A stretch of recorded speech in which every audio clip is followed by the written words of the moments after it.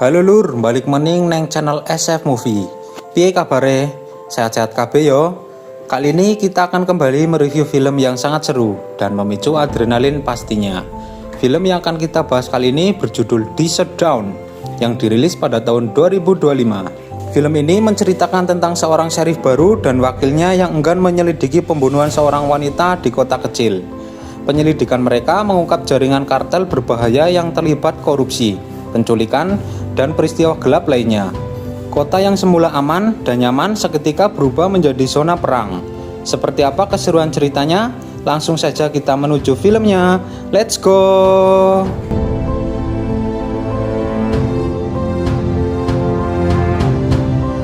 Film diawali dengan memperlihatkan Denan yang sedang mengucap sumpah.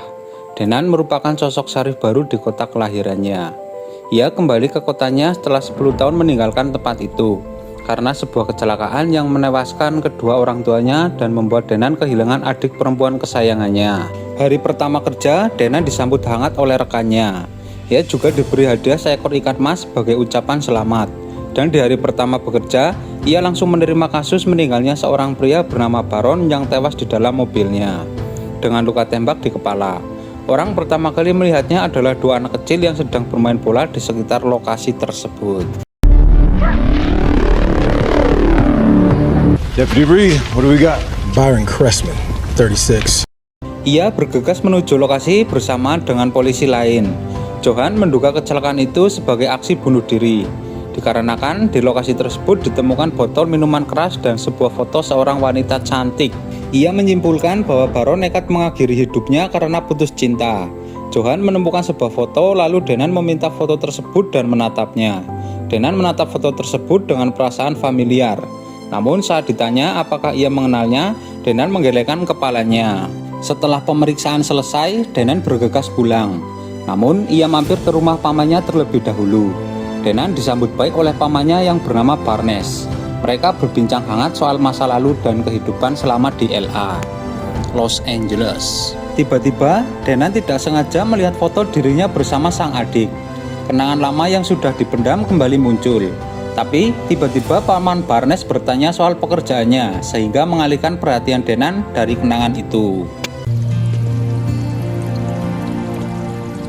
Hey, I got a case today. Lalu scene beralih di pagi hari. Denan dan Johan mendatangi rumah Ardo, seorang pengedar narkoba yang mereka kenal sejak lama. Mereka dibukakan pintu oleh neneknya. Denan memperkenalkan dirinya dan ingin bertemu dengan Ardo. Ia ingin meminta keterangan terkait kasus overdosis yang menyebabkan kematian seseorang. Namun Ardo menolak dan malah panik karena mengira mereka datang untuk menangkapnya. Tiba-tiba ia berlari untuk kabur dan masuk ke kamarnya. Denan dengan cepat langsung mengejarnya. Di sisi lain, Denan terus berusaha menenangkan Ardo, tetapi Ardo melepaskan tembakan sehingga melukai bahunya. Denan pun refleks menembak Ardo dan langsung tewas di tempat. Put the gun down! I don't want to go back to the beatdown! I just want to talk! That fool OD'd on us!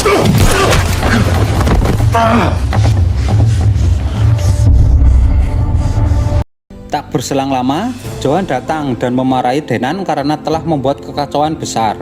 Padahal ia baru saja beberapa hari menjadi syarif di kota itu. Di sisi lain diperlihatkan tempat penampungan khusus wanita.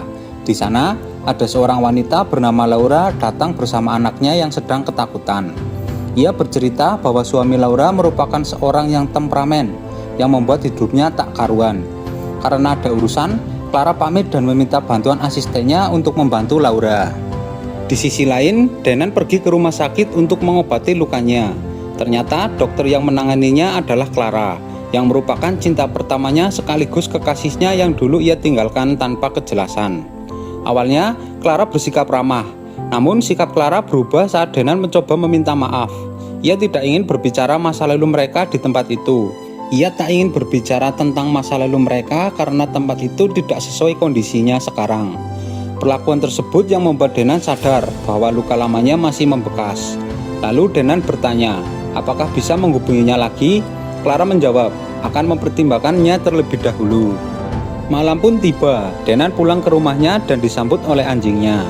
Di atas ranjang, ia menerima pesan dari Clara yang membuatnya sangat lega. Tak berselang lama, ia tidur untuk beristirahat. Tiba-tiba, ia kembali bermimpi tentang masa kecilnya bersama sang adik yang telah hilang dan kasus Ardo yang terus menghantuinya. Keesokan harinya, Denan memeriksa barang-barang milik Baron dan menemukan sebuah struk kafe. Deputi Red muncul membawa ponsel Baron yang telah berhasil dibuka, tetapi tidak menemukan jejak apapun karena sudah terhapus. Denan meminta ponsel itu dan memeriksa folder terhapus dan menemukan banyak foto wanita yang sama, termasuk satu foto ketika ia terbaring tak bernyawa di atas pasir. Ia juga menemukan riwayat pesan dengan satu nomor misterius yang sering berinteraksi dengan Baron. Deputi Red mencatat nomor itu untuk diselidiki. Karena curiga dengan struk tersebut, Denan bergegas ke kafe itu dan berbincang dengan pelayan di sana. Ia memberikan pengakuan bahwa Baron dan kekasihnya pernah datang ke kafe ini dan terlihat sangat mesra. Anehnya, tagihan mereka dibayar oleh Morris, salah satu pemilik kafe yang dikenal tak pernah membayar untuk orang lain. Setelah selesai, Denan pergi dari sana lalu menuju ke lab forensik untuk melihat hasil autopsi dari Baron. Dari data tersebut menunjukkan bahwa Baron mati bunuh diri. Bubuk misiu di kepala dan tangan serta jalur peluru yang keluar masuk menunjukkan Baron bunuh diri. Namun Denan meragukannya.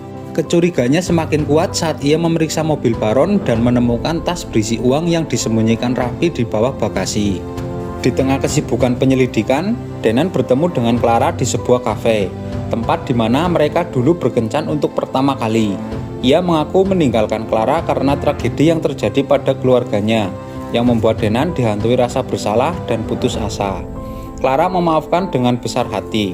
Meski Denan masih merasa menyesal, Clara meyakinkan bahwa Denan selalu baik di matanya.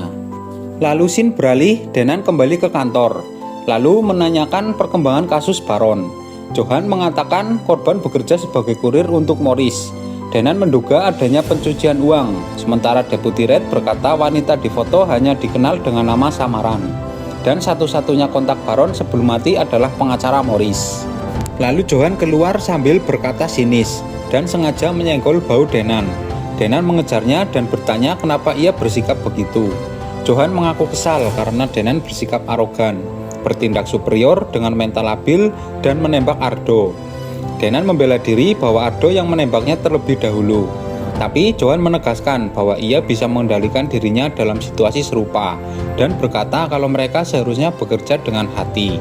Baginya, Denan hanya merusak penyelidikan dan tidak mendapatkan apa-apa. You're full of shit, Luke. You're full of shit. You always have been. Okay? Because you're a loose cannon. He pulled a gun on Here, I had it under control. You did your job though, right? If you wanted to do it well. Denan bertanya, atas dasar apa Johan berani berkata seperti itu? Johan semakin marah dan mengingatkan Denan bahwa ia bahkan tidak akan lolos seleksi dasar jika bukan karena bantuannya, dan ia harus menerima Denan sebagai kepala serif secara tiba-tiba. Sementara ia sudah berjuang 15 tahun di sana. Johan jelas merasa tidak adil. Dia berkata Denan akan membuat mereka terbunuh suatu hari nanti. Denan akhirnya memahami situasi dan berkata kalau dia memang pernah bermasalah, tapi dia sudah berubah dan sekarang dia butuh bantuan Johan. Dia berharap Johan mau membantunya, tapi Johan hanya bersikap ambigu dan pergi meninggalkan mereka. Di malam hari, saat Denan berada di rumah, sebuah pesan masuk ke ponsel Baron. Ia membalas pesan itu dan berpura-pura sebagai Baron. Ketika pengirim pesan menanyakan uangnya, Denan langsung menawarkan pertemuan dan berjanji akan membawanya. Si pengirim berkata akan menghubunginya lagi. Setelah itu, Denan segera menelpon Johan, mengatakan mereka punya perkembangan. Keesokan harinya, Denan menyuruh Johan membawa Morris ke kantor polisi. Johan memperingatkan Denan agar tidak terlalu menekannya di ruang interogasi. Si Denan langsung menyebut soal uang 5 juta dolar dan memberitahu kalau Baron sudah mati. Morris kaget dan mengaku hanya menyewa untuk mengantar paket pada klien tanpa nama. Morris berkata, sangat membutuhkan uang itu karena keluarganya dalam bahaya. Denan menunjukkan foto wanita misterius itu, tapi Morris mengaku hanya tahu dia kekasih Baron dan tidak mengetahui keberadaannya. Saat ditunjukkan foto mayat wanita itu, Morris bungkam dan malah meminta pengacara. Denan semakin agresif, memaksa Morris menyebut siapa pemilik uang itu. Sementara itu, Deputi Red dan Johan yang menyaksikan dari balik kaca tidak setuju dengan sikap Denan. Johan akhirnya masuk menenangkan suasana dan dengan cerdik menekan Morris. Ia menakut-nakuti bahwa kabar dirinya sebagai kaki tangan pembunuh bisa cepat menyebar. Takut nama baiknya tercemar, Morris akhirnya menyebut satu nama, Dennis. Ia bersumpah hanya jadi perantara. Tidak tahu detail apapun, Denan menyuruhnya untuk menghubungi Dennis. Tapi Morris menolak karena takut dibunuh. Sebelum Denan memaksa Morris lebih jauh, ia mendapat panggilan telepon dan keluar ruangan. Panggilan itu datang dari Clara yang memintanya ke tempat penampungan wanita.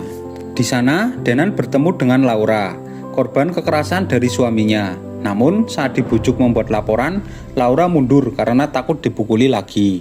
Saat pulang, Denan menyadari ada mobil yang mengikutinya dari belakang. Lalu ia memotong jalan dan menunggunya di gang. Sambil berdiri, ia bingung siapa yang berada di mobil itu. Namun sebelum ia bisa memastikannya, mobil itu pergi karena ditekan pengendara lain dari belakang. Tak lama kemudian, Denan mendapatkan pesan dari Morris yang berisi alamat pengiriman berikutnya. Denan pergi ke lokasi dan mendapati 5 orang pria sedang menunggu.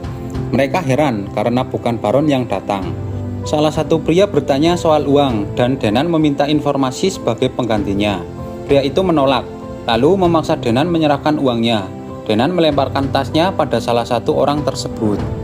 Namun setelah diperiksa, ternyata isinya hanya kertas koran. Mereka sangat marah dan adegan tembak-tembakan pun terjadi.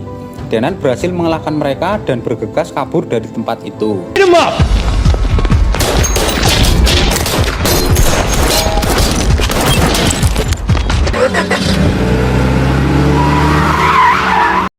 Di kantor, ia bertemu pamannya. Denan bertanya bagaimana ia bisa tahu kejadian ini.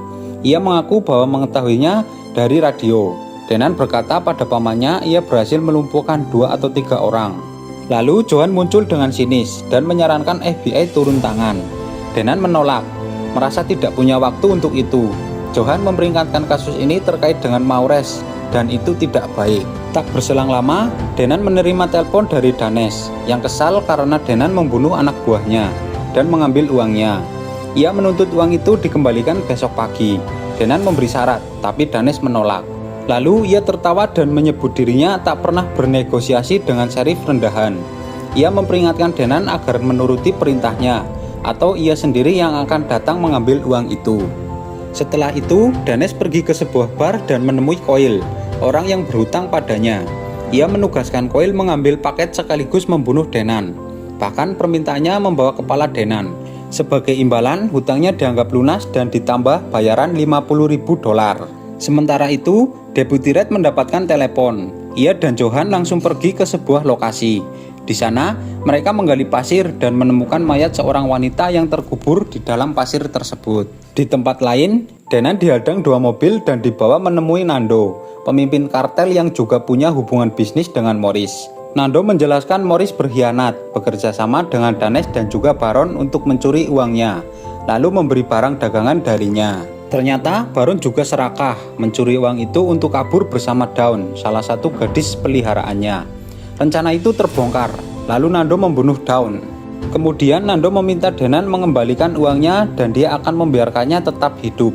Denan bertanya, bagaimana jika ia menolak? Nando hanya tertawa dan berkata bahwa setiap orang punya pilihan. Ia kemudian menyuruh anak buahnya melepaskan Denan. Setelah itu, Denan menerima kabar mengejutkan dari Johan yang berkata mereka menemukan mayat Sarah, adik Denan yang hilang. Ia terkubur dangkal di bawah pasir. Hasil autopsi menunjukkan ia tewas kehabisan napas. Saat melihat jasad adiknya, Denan hancur. Ternyata Sarah adalah gadis yang mereka cari yang hidup dengan nama samaran yaitu Dawn. Denan mendatangi lokasi penemuan jasad Sarah, tapi tak menemukan petunjuk apapun kecuali puntung cerutu mencurigakan. Dengan feeling yang kuat, ia menyimpan puntung rokok itu. Siapa tahu itu bisa menjadi kunci atas pembunuhan adiknya. Beberapa waktu kemudian, Denan mendapat pesan dari Barnes yang menyuruhnya untuk datang. Namun ternyata itu adalah jebakan. Mereka memaksa Denan menyerahkan uang yang ada padanya. Denan berpura-pura menurut, lalu memberikan kode pada Barnes dan melawan. Tembak-tembakan pun terjadi. Now!